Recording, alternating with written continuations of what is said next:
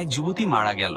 সবাই জানাজা আর দাফনের প্রস্তুতি নিচ্ছে। ঠিক তখনই তার স্বামী চিৎকার করে উঠল, না, আমি তাকে কবর দেব না, আমি তার সাথেই কবরে যাব। লোকেরা অবাক হয়ে তাকিয়ে রইল। সে বলল, আমরা প্রতিশ্রুতি দিয়েছিলাম, একসাথে বাঁচবো, একসাথে মরবো। আমি তার প্রতিটি ইচ্ছা পূরণ করেছি, তাকে কখনো কোনো কিছুর জন্য না বলিনি। শেষমেশ সবাই বাধ্য হলো দুজনকেই একসাথে কবর দিতে।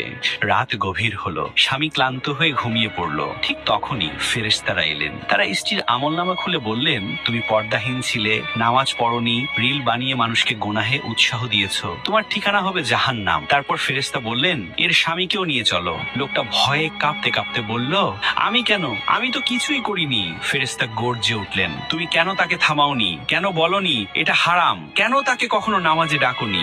সাথে সাথেই ফেরেশতা তার হাত ধরলেন, আর সে এত জোরে চিৎকার করে উঠল যে বাইরে থাকা আত্মীয়রা ভয় পেয়ে গেল। তারা দৌড়ে এসে কবর খুললো।